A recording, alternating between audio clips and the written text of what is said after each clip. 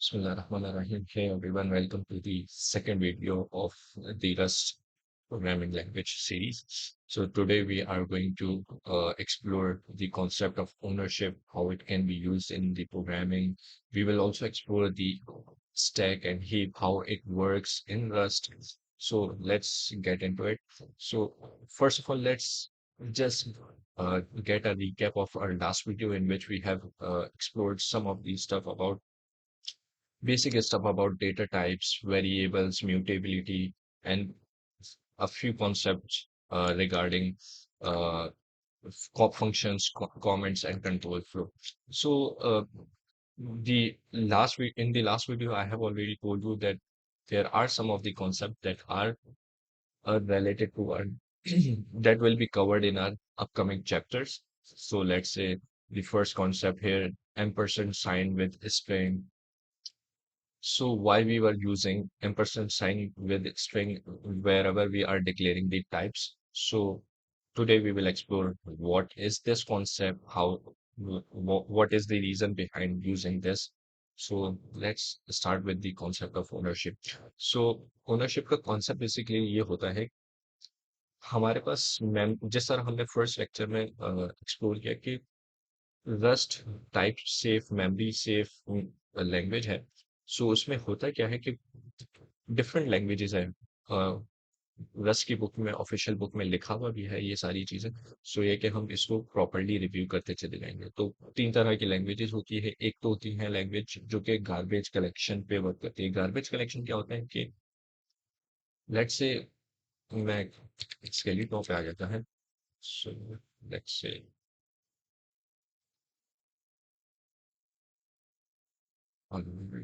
Okay so let's से ये for example ये एक मेमोरी ब्लॉक है जिसमें आपके पास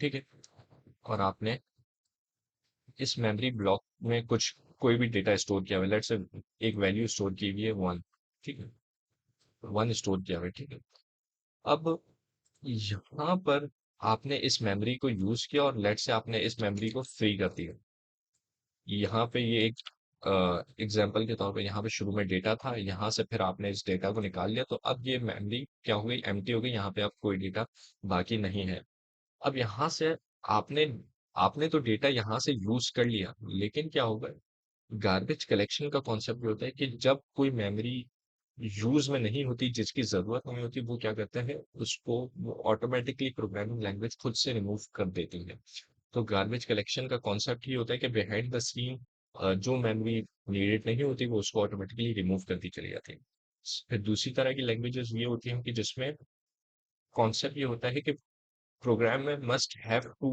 एलोकेट और D allocate a memory block so let's say अगर यहाँ पे कोई मेमोरी ब्लॉक है या इसी को ले लेते हैं तो लेट्स से ये मेमोरी ब्लॉक है प्रोग्रामर इस मेमोरी ब्लॉक में कोई डेटा स्टोर किया और फिर लेट्स से यहाँ से डेटा यूज कर लिया और फिर इस मेमोरी ब्लॉक को फ्री कर दिया तो ये प्रोग्रामर का काम है कि he has to deallocate the memory block और allocate memory block to specific variable let's say अब मेरा मकसद मतलब क्या है कि किस तरह ये मेमोरी ब्लॉक एलोकेट होता है लेट्स से अगर मैं यहाँ पे हूँ मैं लिख देता हूँ let a is equals to 5 so ये 5 ए ब्लॉक यानी ये जो ए की वैल्यू 5 है जो कि स्टोर हो रही है वो कहाँ पे हो रही है एक मेमोरी में स्टोर हो रही है लेट्स से हमने ये कंसिडर कर लिया कि ये जो 5 वैल्यू है वो यहाँ पर आ रही है ठीक है अब दो तरह की लैंग्वेजेस है या तो गार्बेज कलेक्शन या तो प्रोग्रामर मैन खुद से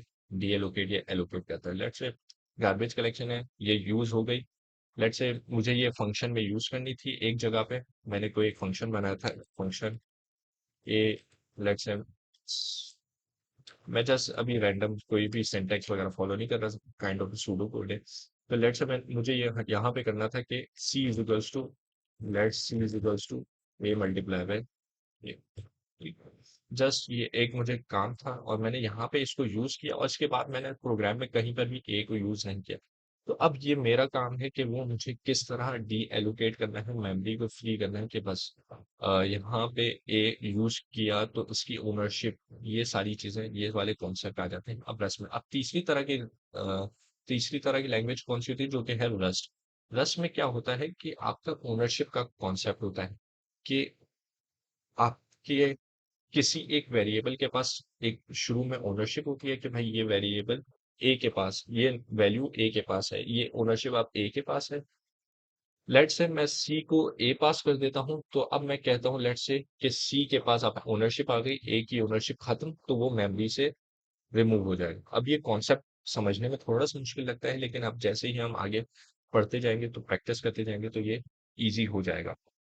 सो लेट्स से what is ownership. Next chapter पे आ जाते हैं, 4.1 स्लाइड में। सो या So ownership is a set of rules that govern how a Rust program manages memory। और फिर इसमें काफी सारी डिटेल है जो कि हमने पहले ही मैंने बता दी है। Some languages have garbage collection that regularly looks for no longer used memory, कि अगर आपकी कोई मेमोरी यूज में नहीं है, उसको रिमूव ऑटोमेटिकली करते चले जाते हैं। ठीक है। In other languages the programmer must explicitly allocate और फ्री दी मेमोरी। खुद से या तो प्रोग्रामर को एलोकेट करनी होती है या फिर मेमोरी को फ्री करना होता है। और rust uses the third approach, memory is managed through a system of ownership with a set of rules that compiler checks if any of the rules violated। तो हमने कल यहाँ पर देखा भी था कि कंपाइलर ने हमें एरर्स थ्रो करना शुरू कर दिए थे अगर हम यहाँ पे एम्परसेंड साइन नहीं लगा रहे थे। तो ये हम देखते हैं कि ये आज अगर मैं ये सारे कोड को काम करते हैं, इसको क्लीन अप कर देते हैं, हम चले आते हैं इसको मूव करके। Let's say lesson one arts. अभी फॉर द टाइमिंग मैं इसको स्ट्रक्चर बाद में कर दूंगा, तो जैसा अभी इसको मूव करने के लिए मैं हाथ से मूव कर दूंगा।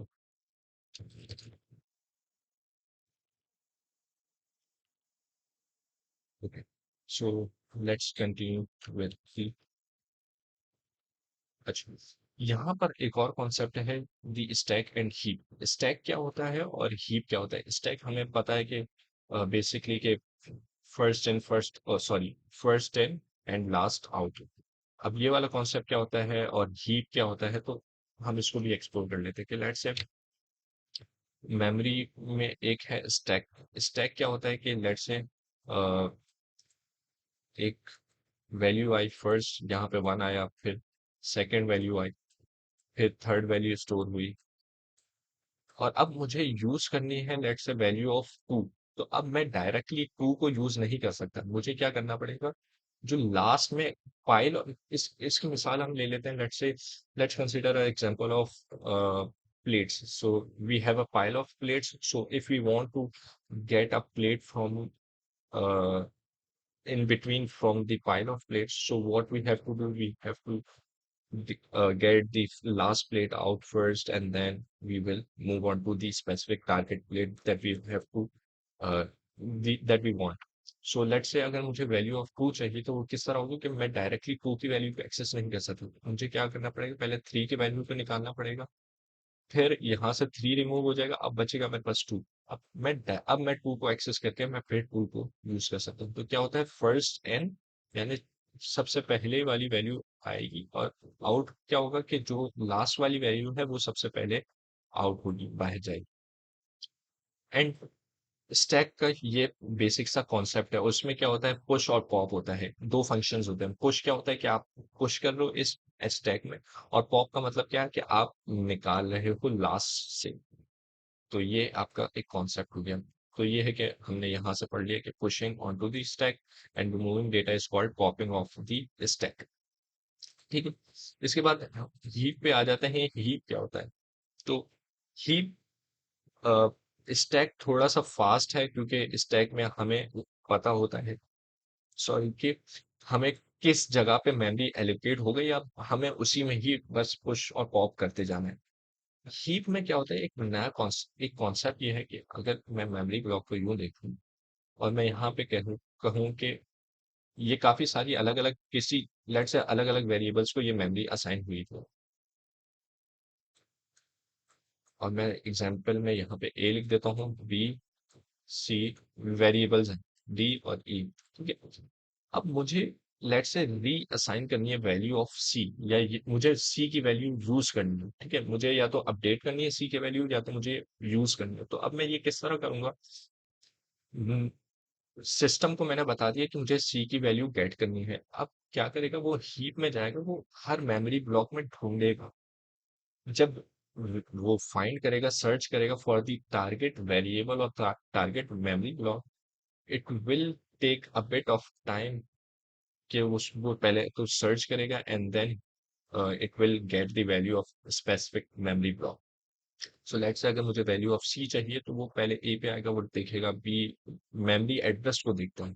तो ये वाले कॉन्सेप्ट्स थोड़े आगे जाके आएंगे कि मेमोरी एड्रेस को किस तरह देखते हैं, और ये सारी चीजें। हीप के अंदर भी तीन तरह की चीजें होती हैं, जिसमें आपकी लेंथ होती है, कैपेसिटी होती है, और फिर आपका इंडेक्स होता है। सो अब आ जाते हैं हम आगे के finds an empty spot in the heap that is big enough. Okay, एक और चीज, अगर लेट से मुझे स्टोर करनी है कोई वैल्यू, मैं इरेज कर देता हूँ इसको, और मैं यहाँ पर आ जाता हूँ। अब मुझे हीप में, मेमोरी में मुझे कोई वैल्यू स्टोर करनी है, लेट से वैल्यू ऑफ ई स्टोर करनी है। अब वो किस तरह होगा?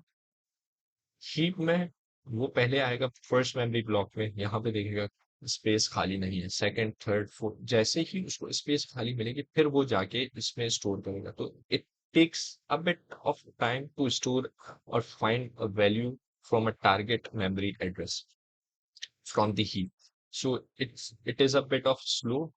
However, we will look into it how the heap is being used in the Rust programming language.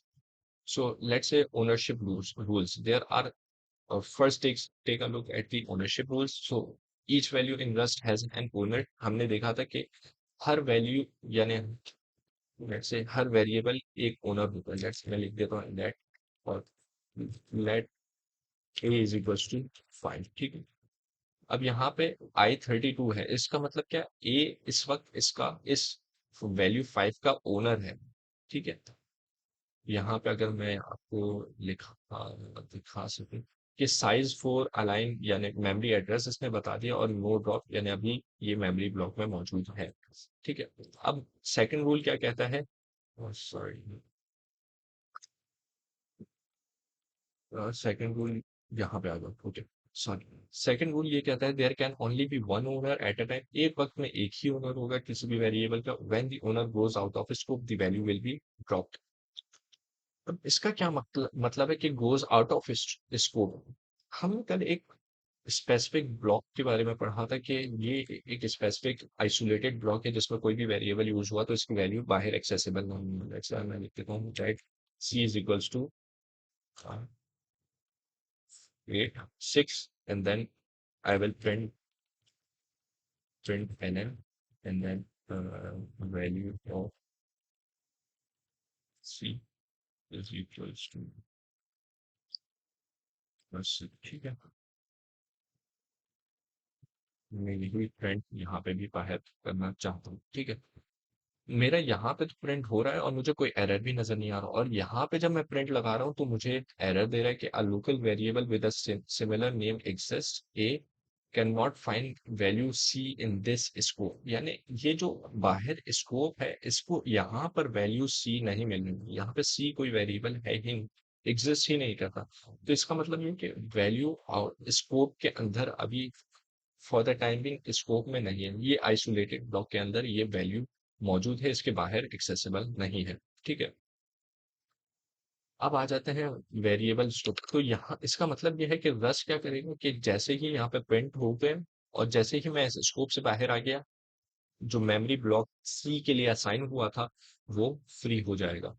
क्यों? क्योंकि उसकी ओनरशिप उस इस आइसोलेटेड स्कोप के अंदर मौजूद थी। इसके बाद उसकी जो वैल्यू की ओनरशिप है वो खत्म हो गई। ठीक है, so let's move on to the next topic, variable scope. So we have already covered that how variable scope works. S is not valid here. We have already, because it will only be accessible, right, the value of C will only be accessible right after the value, right before this closing curly bracket and right before the closing bracket and right after this opening curly bracket. So it will only be available or accessible within this isolated block. So let's move on to the string type. So we can follow how string types can be owned. Let's say अगर मैं यहाँ पे आऊँ तो इन्होंने example दे के बताया कि लेट म्यूटेबल बता दिया। म्यूट क्या मतलब, यानी इसके बाद हम एस की वैल्यू को अपडेट करेंगे। सो एस स्ट्रिंग फ्रॉम, अच्छा कल हमने देखा था स्ट्रिंग न्यू, और आज एक नया वर्ड, नया एक समझ ले मैक्रो आ गया है कि from. So what does this mean from? So from क्या करता है कि आपकी ओनरशिप को डिफाइन करता है। अगर मैं यहाँ पे आऊँ तो this type manages data allocated on the heap and as such is able to store an amount of text that is unknown to us at compile time. You can create a string from a string literal using the from function line. The double semicolon operator allows us to manage namespace this particular form function under the string type rather than some sort of string from. तो string from क्या होता है कि we will discuss this syntax more about method syntax, जिसमें हमें बता देंगे कि भाई from syntax यूज क्यों होता है, कि एक string की टाइप यानी इसका एक ट्रेड होता है वो किस तरह वर्क करता है, ये सारी चीजें। ठीक है। अच्छा, हमने क्या किया, S dot push string. S dot push string means कि हमने एक स्ट्रिंग में पुश कर दिया, यानी पुश का मतलब हमने यहाँ पे देखा था कि अगर मैं यहाँ पे हूँ, मैं एक लेट से मैं अपना नाम लिख देता हूँ स्टैक में। ऑलरेडी मैंने स्ट्रिंग फ्रॉम के थ्रू मैंने लेट से अगर मैं लिख दूँ स्ट्रिंग फ्रॉम और मैं यहाँ पे लिख दूँ एच ए, ठीक है। और अब मैं यहाँ पे आऊँ पुश स्ट्रिंग। पहले तो इसको देख लेते हैं, ये स्ट्रिंग फॉर्म में एच ए है। तो जब मैंने वैल्यू एच ए डिफाइन की तो वो किस तरह होगी, यहाँ पे पहले एच आ जाएगा और फिर ये आ गया। ठीक। अब मैं चाहता हूँ कि पूरा डी आई भी आए, तो वो किस तरह कर सकता हूँ, मैं यहाँ पे आऊँ, मैं लिखूँ पुश। लेट्स से मैं अभी वेरिएबल एस डॉट कुछ नहीं लिखा, मैं डायरेक्ट लिख देता हूँ पुश स्ट्रिंग और मैं यहाँ पे लिख देता हूँ डी आई। ठीक है। तो अब क्या होगा कि डी आई अब पुश होगा इसमें, यानी ये मेमोरी में इस तरह आ रहा है, आप यहाँ पे देख सकते हो। ठीक है। तो पहले हमने एच फिर ए और फिर डी आई को इसमें पुश किया। ठीक है। अब आ जाते हैं मेमोरी एंड एलोकेशन पे, कि मेमोरी किस तरह एलोकेट होती है। The memory must be requested from the memory allocator at a runtime. We need a way of returning this memory to the allocator when we are done with our string. ठीक है। सो अब हमें जब value, ये सारी चीजें मैं बता चुका हूँ कोड में कि किस तरह एक वैल्यू जब स्कोप में मौजूद थी तो वो मेमोरी ब्लॉक में आपके स्टोर थी, एलोकेटेड थी, उसको मेमोरी ब्लॉक जैसे ही वो स्कोप से बाहर गई, आउट ऑफ स्कोप हुई, तो वो मेमोरी ब्लॉक फ्री हो गया, यानी जो वैल्यू ऑफ सी या S whatsoever it will be dropped out of the scope. सही। इसके बाद आ जाते हैं variables and data interactivity with move. अच्छा, ये वाला कॉन्सेप्ट अच्छा है जिसमें हम मूव कर देते हैं वैल्यूज को। लेट से मैं सबको इतिहास पर मैं यहाँ पे लिख देता हूँ let s is equals to 5। ठीक है। अब मुझे पता है वैल्यू जो 5 है उसका ओनर क्या कौन है, एस या एस वन पर। ठीक है। अब मैं यहाँ पे आता हूँ, मैं लिख देता हूँ let s two is equals to s one. अब क्या हुआ, अब मुझे ये तो पता है एस टू में अब वैल्यू ऑफ एस है। अब मैं यहाँ पे प्रिंट करता हूँ let's say value of s two is equals to s two, और मैं यहाँ पे एक अलग से वैल्यू प्रिंट कर देता हूँ S one and S one. अब देखते हैं क्या होता है। ठीक है। अब मैं यहाँ पे कार्गो रन करता हूँ, यहाँ पे मुझे S2 में वैल्यू ऑफ 5 मिल रही है और S1 यानी वैल्यू ऑफ S1 भी 5 मिल रही है। यानी इसका मतलब क्या है, अभी ये दोनों ओनर्स हैं किसी वैल्यू को। अब मैं यहाँ पे लिख देता हूँ let's say late S3 equals to S S1। ठीक है। और मैं सेम S1 की वैल्यू नेक्स्ट ब्लॉक यानी नेक्स्ट प्रिंट में करना चाहूंगा, तो वो मैं जितनी बार मैं चाहूँ कि मैं उस वैल्यू को एक्सेस करूँ, तो वो मैं वैल्यू को एक्सेस कर सकता हूँ without worrying about the memory और वेरिएबल स्कोप। ठीक है। अब आ जाते हैं कि इसमें स्कोप यानी मेमोरी कब तक हमारे पास एक वेरिएबल के पास एक्सेसिबल है और कब उसकी जो ओनरशिप है वो ड्रॉप हो जाती है। तो यहाँ पे आ जाते हैं एग्जाम्पल पे कि उन्होंने लेट्स से S1 में स्ट्रिंग हेलो पास किया और इसके बाद S2 में S1 पास कर दिया। अब स्ट्रिंग में क्या होता है कि तीन हीप में वो वैल्यू को स्टोर किए, S1 की वैल्यू हीप में स्टोर हुई तो क्या हो गया, हमने जिस तरह मैंने पहले बताया था कि हीप में तीन चीज होती है, पॉइंटर, लेंथ और कैपेसिटी। पॉइंटर क्या होता है, पॉइंटर वो टारगेट करता है उस मेमोरी एड्रेस पे। लेट्स से मेरा अभी पॉइंटर इस ब्लॉक पे, इस मेमोरी एड्रेस पे है, तो इसका मतलब क्या है, इस मेमोरी ब्लॉक पे मैं टारगेट कर रहा हूँ और मैं यहाँ से लेट्स से मैं इंटरेक्ट कर रहा हूँ। फॉर द टाइमिंग ये आसान वर्ड्स में समझ लेते हैं। सो पॉइंटर अभी लेट्स से 0th इंडेक्स पे है जिसमें हेज है और इसके बाद बाकी सारे इंडेक्सेस पर पॉइंट कर देते हैं। अब लेट्स से आ जाते हैं, क्योंकि यहाँ पे एग्जांपल में हमने देखा S1 और S2। S2 में क्या है, वही ये पॉइंट कर रहा है S1 को।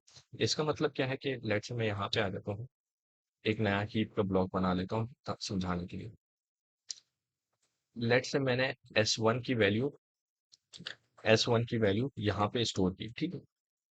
अब जब मैंने S1 की वैल्यू यहाँ पर स्टोर की हेलो लेट्स से, तो वो क्या होगा, यहाँ S1 भी इसको यूज कर रहा है और S2 भी इसको यूज कर रहा है।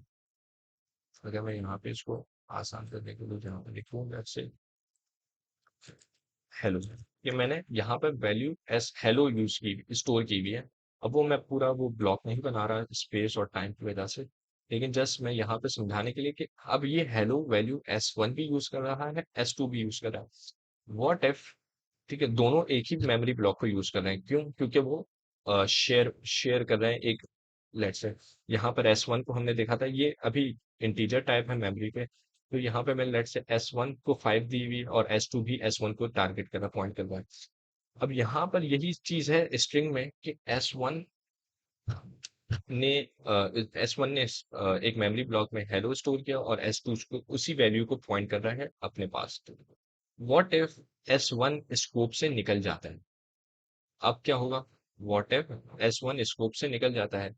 अब S1 जब स्कोप से निकला तो वो मेमोरी को फ्री कर देगा। लेट्स से यहाँ से S1 चला गया, S1 यहाँ से चला गया, उसने इस मेमोरी ब्लॉक को भी फ्री कर दिया, अब यहाँ पर कुछ भी नहीं है। अब जब S2 यहाँ पर लेट से आता है, वो इस मेमोरी ब्लॉक को फ्री करना चाहता है, तो क्या होगा, डेटा करप्ट हो जाएगा। क्यों, क्योंकि ऑलरेडी यहाँ पर अब कुछ डेटा, ये ऑलरेडी मेमोरी ब्लॉक फ्री हो चुका है, तो अब ये S2 उस मेमोरी ब्लॉक को फ्री कर ही नहीं सकता है, क्योंकि यहाँ पे मौजूद भी नहीं है कुछ। जिस वो पॉइंटर को पॉइंट कर रहा था, जिस मेमोरी ब्लॉक पे वो पॉइंट कर रहा था, वो तो अब एम्प्टी हो चुका है, वो फ्री हो चुका है। सो यहाँ पर ये race condition kind of situation भी बन जाती है और एक ओनरशिप वाला कॉन्सेप्ट यहाँ पे बिल्कुल काम आता है कि लेट्स से जब एक मेमोरी ब्लॉक ने सॉरी, एक वेरिएबल ने एक मेमोरी ब्लॉक को फ्री किया, तो दूसरा कैसे उसको वापस पॉइंट कर सकता है, क्योंकि ऑलरेडी वो स्कोप से आउट हो चुका है। सो इसलिए यहाँ पे ओनरशिप का कॉन्सेप्ट आता है और रस कंपाइलर आपको कंपाइल टाइम पे ही बता देता है कि भाई ये यहाँ पर मसला है। ठीक है। अगर हम थोड़ा सा आगे आ जाए, इस एग्जाम्पल को देखते हैं, यहाँ पे एरर किस तरह आता है। लेट्स से यहाँ पे S1 की वैल्यू स्टोर, S1 की वैल्यू असाइन हुई S2 को। अब क्या हुआ, यूजर ने क्या किया, S1 कॉमा वर्ड यानी S1 की वैल्यू को प्रिंट करना है। हाउएवर S1 की वैल्यू तो आउट ऑफ स्कोप हो चुकी है। अब एरर क्या आ रहा है कि S1 move occurs because S1 has type string which does not implement the copy trade. अब कॉपी ट्रेड क्या होता है, ये मैं सारी चीजें बता देता हूँ। इसका इजीएस्ट वे क्या हो सकता है कि अगर मैं यहाँ पर कोड में और मैं अब एग्जांपल में स्ट्रिंग ले आऊँ, लेट्स से मैं लिख देता हूँ let S1 is equals to string from और मैं यहाँ पे लिख देता हूँ हेलो। अब मैं यहाँ पे let s two is equal to, मैं यहाँ पे लिख देता हूँ एस वन, और मैं यहाँ पे प्रिंट कर देता हूँ। और मैं यहाँ पे लिख देता हूँ value value of s one is equals to, and now I'm printing the value of S1. Let's see what happens. Cargo run, यहाँ पर भी मुझे एरर आ गया, यहाँ पर भी सेम इशू, यहाँ पे एरर आ गया कि S1 borrowed borrow of moved value S1, the ownership is transferred to value the variable S2. So now what we can do, we can do one thing that we can, there are a lot of concepts that we can do, there are a lot of ways that we can consider for. So first of all, we have a way to clone a specific value. What does this mean? That it will, let's say, clone. So let's से मैंने value को clone कर दिया, जो first value थी यहाँ पर S1 की, वो मैंने सिमिलरली कॉपी कर ली और S2 में असाइन कर दी। बिल्कुल इजीएस्ट वर्ड्स में बता देता हूँ कि लेट्स से S1 के पास S1 की अगर मैं यहाँ पे आ जाऊँ, लेट्स से इसको देख लेते हैं यहाँ पर। लेट्स से यहाँ पर S1 की वैल्यू स्टोर थी, ठीक है। अब मैंने क्या किया, डॉट क्लोन करके मैंने S2 को असाइन कर दिया, तो क्या होगा, सेम रेफरेंस यानी सेम मेमोरी जो भी स्टोरेज थी वो यहाँ पर भी आ जाएगी, यहाँ पर S2 में आ जाएगी, ठीक है। सेम बिल्कुल एज इट इज एक नया ब्लॉक, मेमोरी ब्लॉक बन जाएगा जो कि S2 के लिए होगा। अब यहाँ पे हमें फिक्र करने की जरूरत नहीं है कि लेट से S अगर आउट ऑफ ब्लॉक हो गया, लेट से अगर S1 की वैल्यू फ्री हो गई, ये मेमोरी ब्लॉक फ्री हो गया, और जब मैं S2 की बात पास आऊंगा और मैं इसको फ्री करना चाहूंगा, तो कोई रेस कंडीशन या कोई मेमोरी करप्ट हो जाए, ऐसा नहीं होगा, ठीक है। उस वक्त ये वाले सारे मसले नहीं आएंगे हमारे पास, ठीक है। So let's move forward. Scope of assignment. So we have already covered how the scope works, how the value is dropped from a scope or isolated scope. ठीक है। यहाँ पे कॉपी ट्रेड के बारे में बता देते हैं, स्टैक ओनली डेटा।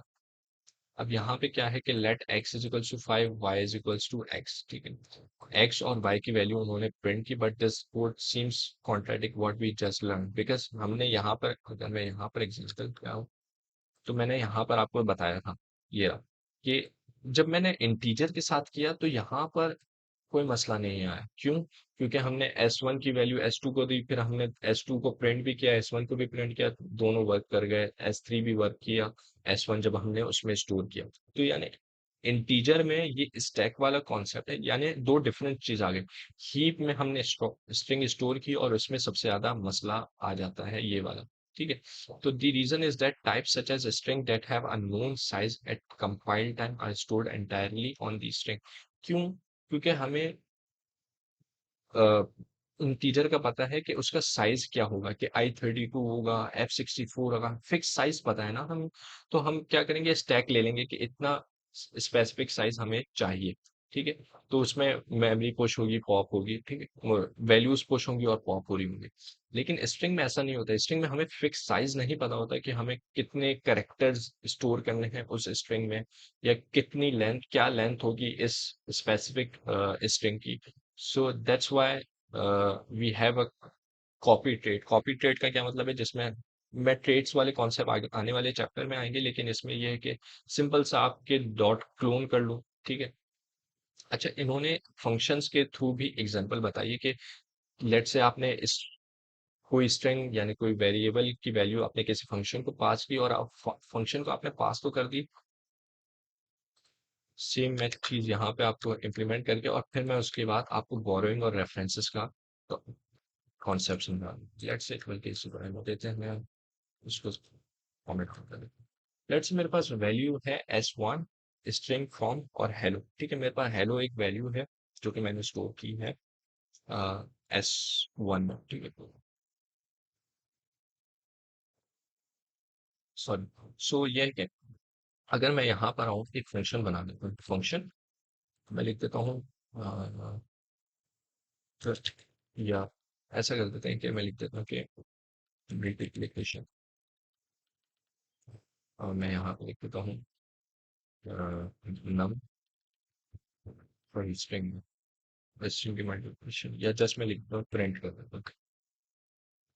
और मैं यहाँ पे बोल देता हूँ एस स्ट्रिंग सॉरी, और मैं यहाँ या मैं लेंथ प्रिंट कर देता हूँ इजी लेंथ, और मैं यहाँ पे लिख देता हूँ now one two my beautiful. अब मैं यहाँ पे कर देता हूँ कि एस डॉट लेंथ, ठीक है। मैं कुछ भी नहीं किया, मैंने डायरेक्टली रिटर्न कर दिया कि एस की लेंथ बता दो, लेंथ, ठीक है। फंक्शन लेंथ में मैंने यहाँ पे फंक्शन लेंथ को कॉल किया और मैंने यहाँ पे S1 पास करना चाहता हूँ। अब यहाँ पर मुझे सॉरी मैं स्ट्रिंग पास कर देता हूँ टाइप स्लैश वाइल और डॉट, अरे यार इसमें एक काम नहीं करता है तुम्हारी सिंपल। अभी फॉर द टाइमिंग मैं सिंपल बिल्कुल रखना चाह रहा हूँ, इस वजह से मैं यहाँ पे आपको कह देता हूँ कि string, और यहाँ पे मैं जस्ट याद कर देता हूँ और यहाँ पे डॉट टू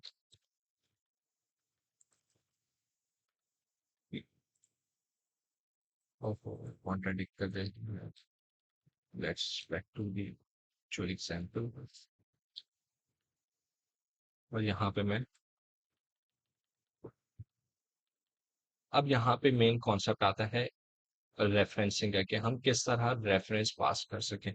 तो एस डॉट में यहाँ पर देख सकता हूँ कि काफी सारी चीजें हैं, कैपेसिटी आ रही है कि आपके यू साइज आ रहा है। चलो हम कैपेसिटी यू साइज हीप की हमने देखा था कि हमारे पास पॉइंटर होता है, कैपेसिटी होती है, और तीसरी चीज क्या होती है यहाँ पे सॉरी लेंथ, ठीक है। तो पॉइंटर लेंथ और कैपेसिटी होती है। अब यहाँ पे मैंने लेंथ को S1 तो पास कर दी। अगर मैं यहाँ पर आऊँ प्रिंट प्रिंट एलन, और मैं यहाँ पे लिख देता हूँ वैल्यू S1 बिकॉज ऑनलाइन उसको ही यहाँ पे प्रिंट कर देता हूँ, ठीक है। अब यहाँ पे मुझे सेम इशू आ रहा है कि बोरो ऑफ मूव वैल्यू। अब मैंने वैल्यू इस लेंथ फंक्शन को पास की है, तो वही सेम इशू आया कि रेस कंडीशन वाली सिचुएशन हो जाएगी। लेट से मैंने अगर S1 को इस लेंथ फंक्शन के फौरन बाद ही मैंने यहाँ पे कोई ऐसी प्रोसेसिंग कर रहा था, मैं लेट से यहाँ पे मैं लेट से एस को फ्री कर रहा था, या यहाँ पे मैं S1 को फ्री कर रहा था, तो यहाँ पे इशू आ सकता है। यहाँ से मैं लेट से S1 को रिमूव कर देता, मेमोरी ब्लॉक को फ्री कर देता, तो यहाँ पे सिचुएशन मेमोरी ब्लॉक करप्ट हो जाता है, इशू आ जाता। तो इसका सिंपल सा वे क्या होता है, जो कि हमने लास्ट कल पढ़ा था, मैं यहाँ पे एम्परसेंड साइन लगाया। अब मैं यहाँ पे क्या कर दूंगा S1, ठीक है। अब क्या होगा, मैं यहाँ पे लेट से प्रिंट कर देता हूँ। अब मेरे पास हर चीज प्रॉपरली चल रही है यहाँ पे, अब मेरे पास कोई भी इशू नहीं आ रहा है। क्यों?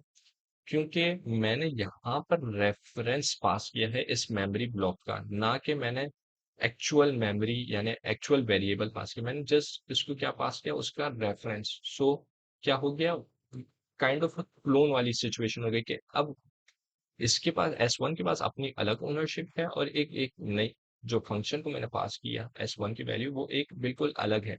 तो अब यहाँ पे मैं लेट से S की वैल्यू को अपडेट भी करूंगा, तो यहाँ पे मेरे पास कोई इशू नहीं आएगा, ठीक है।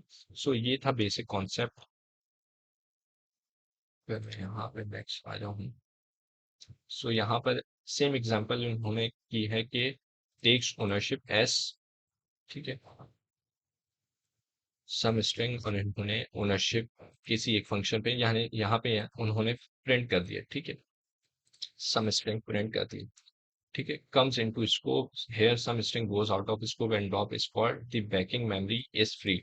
जैसे क्योंकि हमने यहाँ पे देखा था कि एक आइसोलेटेड ब्लॉक या लेट्स से एक फंक्शन में भी हो तो ये एक मेमोरी ब्लॉक है ना। लेट्स से जैसे ही ये फंक्शन एंड हुआ, यहाँ से इसका एस का ताल्लुक खत्म हो गया, तो मेमोरी का ब्लॉक फ्री हो गया। तो यहाँ पे सिचुएशन वही आ गई कि मैं लेट्स से यहाँ से एस की वैल्यू फ्री हुई और मैं यहाँ पे S1 को प्रिंट कर रहा हूँ, तो ये सिचुएशन मसला करिए, क्योंकि मेमोरी ब्लॉक में तो S1 की वैल्यू एग्जिस्ट ही नहीं करती एट दैट टाइम और एट दैट मोमेंट। और मेक्स अ कॉपी, इसमें क्या है, makes a copy, let x is equals to 5, x को 5 वैल्यू पास की, मेक्स अ कॉपी। और इसमें इंटीजर इंटीजर में ये वाली सिचुएशन नहीं आती, क्यों? because I32 implements the copy traits, X does not move into the function, so it's okay to use X afterwards. So integer में ये सारी सिचुएशन नहीं आती, ये सारी सिचुएशंस आ जाती हैं स्ट्रिंग में, जो कि मेनली हम काफी सारी जो हमने पिछली एग्जांपल्स देखी वो सारी स्ट्रिंग्स पे थी, बेस करती थी। रिटर्न वैल्यूज एंड स्कोप, और ये सारी चीजें हैं कि आप रिटर्न कर दो तो इसका स्कोप क्या हो जाएगा, इसका स्कोप आउट ऑफ स्कोप हो जाएगा, क्योंकि जैसे ही आप एक वैल्यू को रिटर्न करते हो तो वो इसका मतलब क्या है, वो वहीं पे ही आउट ऑफ स्कोप हो जाती है, यानी जैसे ही आपने रिटर्न किया इसके बाद मेमोरी ब्लॉक फ्री हुआ, उस फंक्शन से आपने रिटर्न कर दिया। जैसे some string is return and moves out of the calling function, यानी जैसे ही यहाँ से आपने रिटर्न किया, इसकी ओनरशिप इस फंक्शन से रिमूव हो गई, यानी आउट हो गई। और यहाँ पर वो कैलकुलेट लेंथ कर रहा है कि एस डॉट लेंथ, और फिर एस कॉमा लेंथ, यानी दो चीजें रिटर्न हो रही हैं लेंथ में, एक तो स्ट्रिंग और u size means unsigned, oh sorry the size of a string. ठीक है, अगर नेक्स्ट पे आ जाते हैं रेफरेंसेस एंड बोरोइंग। एक हमने कॉन्सेप्ट अभी रिव्यू कर लिया है कि रेफरेंसेस और बोरोइंग क्या होता है, कि रेफरेंस लेट्स से एस के पास वैल्यू एग्जिस्ट करती है, ठीक है, और फिर एस वन उसको रेफर कर रहा होता है, रेफरेंस पास हो जाता है, लेट्स से यहाँ पर एम्परसेंड का साइन मतलब यहाँ पे रेफरेंस आप पास कर रहे हो, तो उसका एक्चुअल वो मेमोरी ब्लॉक नहीं होता, जस्ट उसका रेफरेंस होता है, ठीक है। तो अगर आप यहाँ पे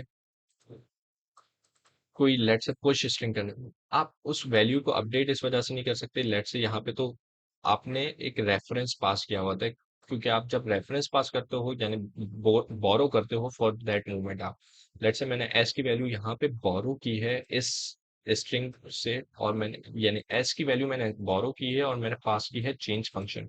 जब मैंने चेंज फंक्शन को पास किया तो अब मैंने सिर्फ उससे बोरो किया, मैं उसको अपडेट नहीं कर सकता, ठीक है। अब मैं आ जाता हूँ म्यूटेबल रेफरेंसेस। लेट से अगर मैंने एम्परसेंड साइन और म्यूटेबल पास है, यानी म्यूट यानी मैं, इसका मतलब क्या है कि मैं चेंज कर सकता हूँ, मैं अगर चेंज कर सकता हूँ तो इसका मतलब ये कि मैं लेट से अगर कोई सिस्टम का फंक्शन भी पास करूंगा तो ये वर्क कर जाएगा, ठीक है। और ये सारे कॉन्सेप्ट वही हैं, लेट से अगर मैं, एक और चीज आ जाती है डेंगलिंग पॉइंटर्स, ठीक है। अब डेंगलिंग पॉइंटर्स में क्या होता है कि आपने एक लेट से एक फंक्शन बना दिया डेंगल का, आपने क्या किया, रिटर्न कर रहे हो आप उसका रेफरेंस टू वैल्यू। अब आप चाह रहे हो कि मैं रेफरेंस पास करूं एक स्पेसिफिक वेरिएबल का, हाउएवर हमें तो पता है कि ये जो एस की वैल्यू है सिर्फ ये इसी स्कोप के अंदर एक्सेसिबल है, इसके बाहर एक्सेसिबल नहीं है। तो हमें यहाँ पे एक और कॉन्सेप्ट आ जाता है लाइफ टाइम का। अगर मैं यहाँ पे आऊँ, इसको भी लेट से सब कुछ कर देते हैं। ठीक, और मैं यहाँ पे लिख देता हूँ hanging pointer and life life times, ठीक है।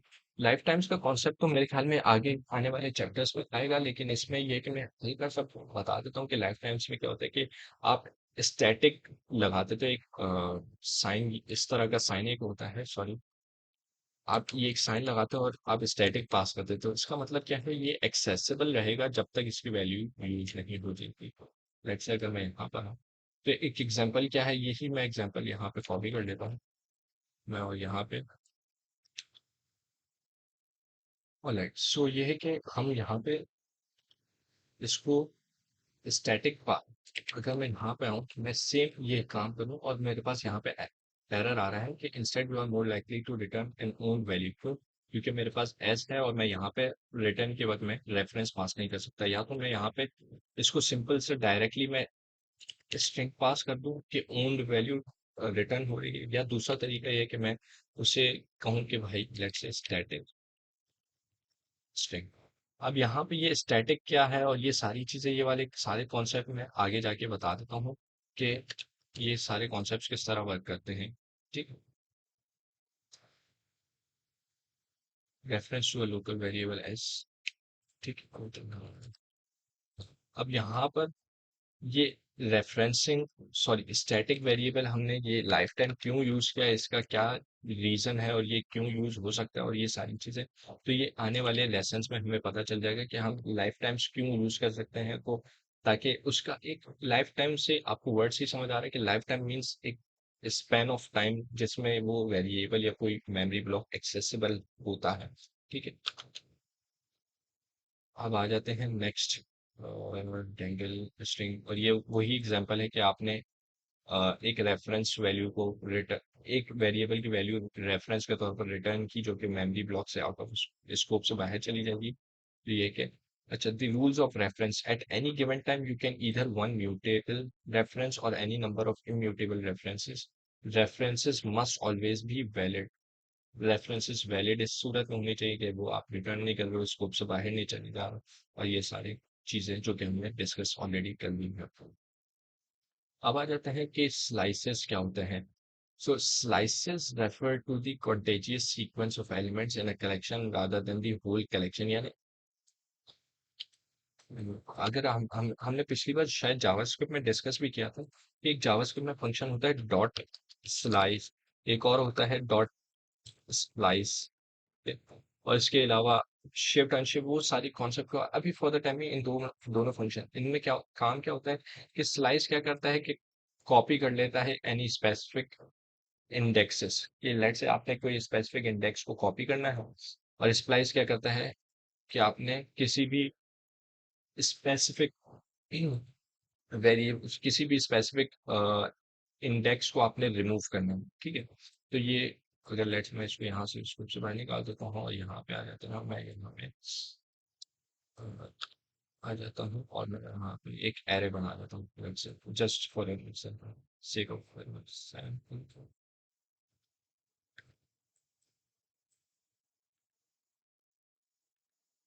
ठीक है, अब मैं यहाँ पे लेट से 1 लिख देता हूँ, 2 लिख देता हूँ, तो 2 लिख देता हूँ, 3 लिख देता हूँ, 4।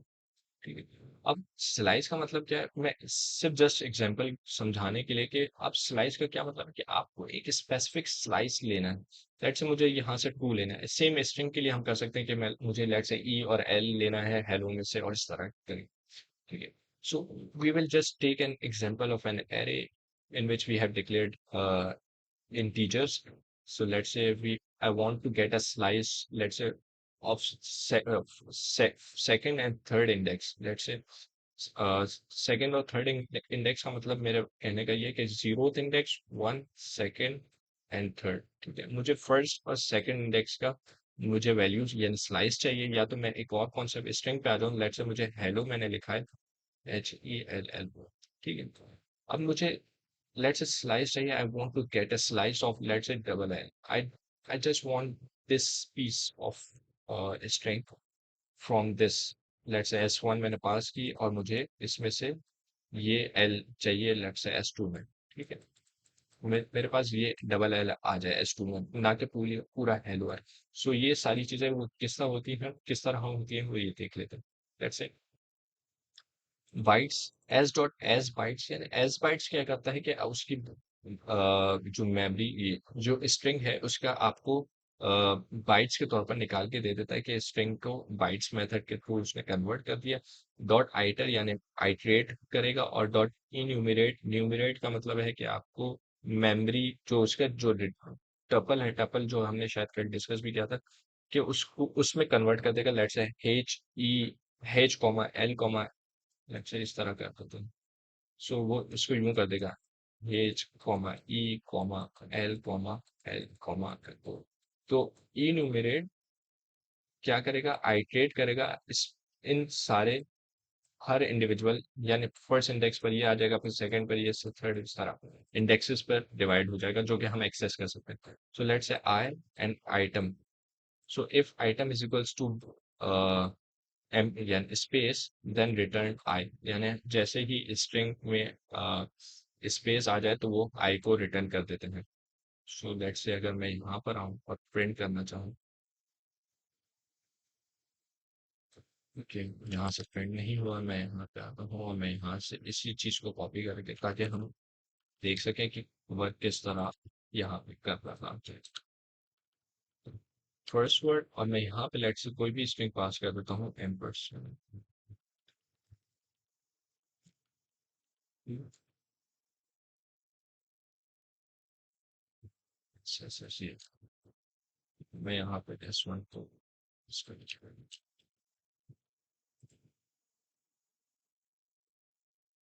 मैं यहाँ पे डाल दे रहा हूँ।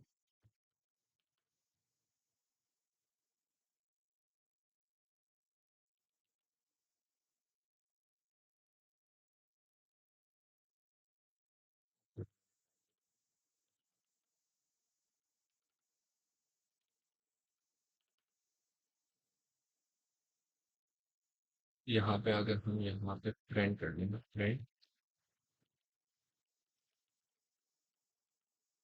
वेल,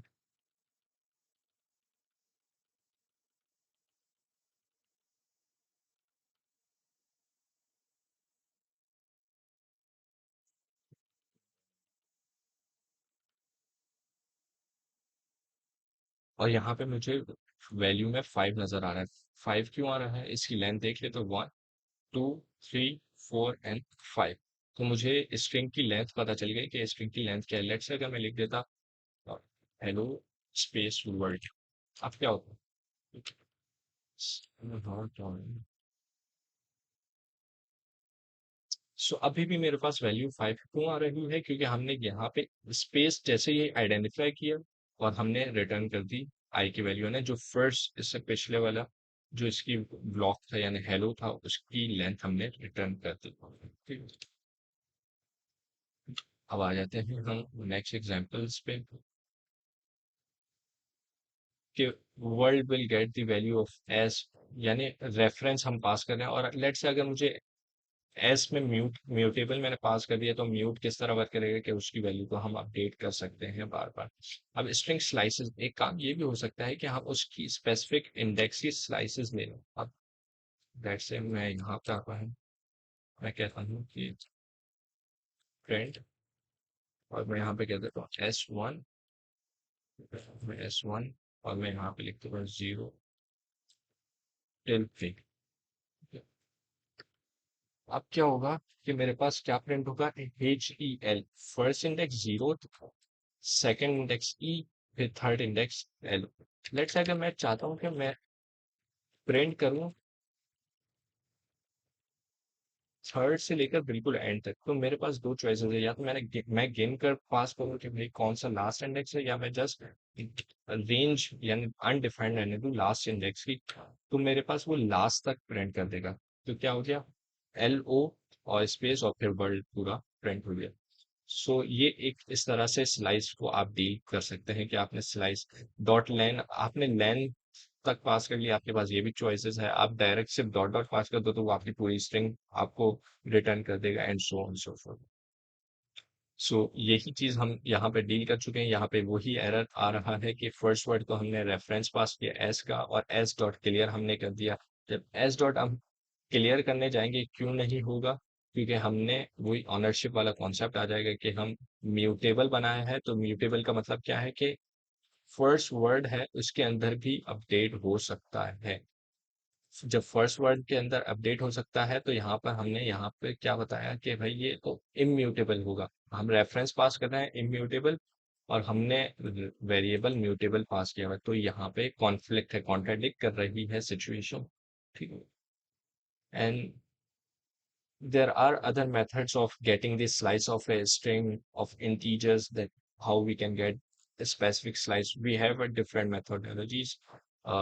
So इसके बाद हमारे आई होप कि ओनरशिप का कॉन्सेप्ट अच्छे से समझ आ गया होगा। इसमें बेसिक चीजें कुछ याद रखने वाली है। फर्स्ट थिंग्स फर्स्ट के ampersand sign refers to the referencing or borrowing concept. The second thing is we cannot pass the mutable variable to a immutable function or any specific variable. ठीक है, mutable cannot be passed to immutable variable or function, or you whatever you can say. इसके बाद if you want to update a specific reference of a value, let's say अगर मैं किसी function के अंदर ampersand sign के साथ मैंने कोई वेरिएबल की वेरिएबल पास किया है, so I cannot uh, I cannot, let's say, update that specific variable because of the contradict situation. और इसके बाद फिर समरी में फिर उन्होंने बता दिया कि the concepts of ownership, borrowing and slices ensure memory safety in Rust programs at compiled time. The Rust language gives you control over your memory usage in the same way as other systems programming languages, but having the owner of data automatically clean up that data when the owner goes out of scope means you don't have to write and debug extra code to get this control. So ये है कि ये जैसे ही scope से बाहर चले जाते जाएंगे, आपको जरूरी नहीं है प्रोग्रामर के लिए, it is not mandatory to manually go and free or allocate a specific memory block. So it will automatically be freed up when the specific variable or memory block is goes out of scope. ठीक है. इसके बाद हमारे पास concepts हैं कुछ स्ट्रक्ट्स का मैं एक बेसिक क्रक्स दे देता हूँ, यानी अ, एक बेसिक सा मैं कॉन्सेप्ट बता देता हूँ, तो फॉर श्योर कि जब आप नेक्स्ट वीडियो में आएंगे तो आपको अच्छे से समझ आ रहा होगा. Struct is equals to the objects in JavaScript. So let's say JavaScript में ऑब्जेक्ट्स किस तरह बनते थे. लेट्स आगे मैं कोड पे आता हूँ और मैं यहाँ पे आता हूँ. Let's say let a is equals to, मैं यहाँ पे ऑब्जेक्ट बना देता हूँ. लेट्स से मैं लिख देता हूँ स्टूडेंट. मैं यहाँ पे लिख देता हूँ नेम होगा स्टूडेंट का, then let's say grade whatsoever, let's say mail, let's say you can pass whatever you want. So object का मतलब क्या है, जिसमें की वैल्यू पेयर हो, यानी की हो, ये एक की है एंड इसकी एक वैल्यू है. की एंड इट्स वैल्यू, की and it's value and it the list goes on. ठीक है. सो स्ट्रक्ट का बेसिक सा कॉन्सेप्ट ये होता है. इसके बाद इनम्स आ जाते हैं. इनम्स में फिर आप वो डिफाइन करते हो कि आपको हर जगह फिर मैनुअली, लेट्स से मैं एग्जांपल आपको समझा देता हूँ ताकि ये है कि जब आप नेक्स्ट वीडियोस में आए तो आपको बेसिक पता होगी तो फिर वो अच्छे से और समझ आ जाए. तो लेट्स से मैं यहाँ पे लिख देता हूँ इफ, मैं जावास्क्रिप्ट का भी फॉर द टाइम, या मैं if A is equals to, या मैं यहाँ पे ये कर देता हूँ if A is equals to cricket, sport is equals to cricket. तो यहाँ पे मुझे पता है कि अ, अगर ए की वैल्यू क्रिकेट होगी, ये वर्क कर जाएगा. लेकिन क्या क्या ऐसा हो सकता है कि मुझे क्रिकेट की स्पेलिंग चेंज करनी हो, मैंने क्री लिख दिया. सो इस तरह की सारी चीजें जब आप बड़े प्रोग्राम्स लिख रहे होते हैं तो आपको केयरफुली डील करना पड़ता है. इनम में क्या होता है कि आप लेट से मैंने enum ABC, sports, enum sports, ठीक है, आपने लिख दिया और आपने इसमें लेट से पास कर दिया कि cricket is equals to cricket. क्या होगा, अब आपको जस्ट लो पास करना है स्पोर्ट्स डॉट क्रिकेट. अब आपको हर जगह स्पेलिंग लिखने की जरूरत नहीं है. तो इसका मतलब क्या है कि लेट से मैंने जहाँ पे क्रिकेट की स्पेलिंग चेंज की ना, तो वो हर जगह ऑटोमेटिकली चेंज हो जाएगी. So I don't have to manually go in each of the specific line wherever I have used the word cricket, and I will remove that update. सो ये करने से बेहतर है कि एक ही जगह पर मैनेज रहती हैं चीजें, ई नाम किस तरह मैनेज होते हैं. और फिर इसके बाद सो ये है कि अब तक हमने चार चैप्टर्स कवर कर लिए हैं जिसमें ओनरशिप आ जाते हैं, कमेंट्स, फंक्शंस, कंट्रोल फ्लो, जो बेसिक इंस्टॉलेशन वगैरह है वो सारी चीजें इंक्लूड होंगी. So if you have any questions about any of the thing, you can reach out to me through comments और थ्रू लिंक्डइन और any other channels, social channels, so social mediums. So I hope you have learned, or you have learned a lot of stuff from this video. um so let's I guess let's end this video and we will uh, discuss about these structs and enums in our upcoming videos. So for now, bye.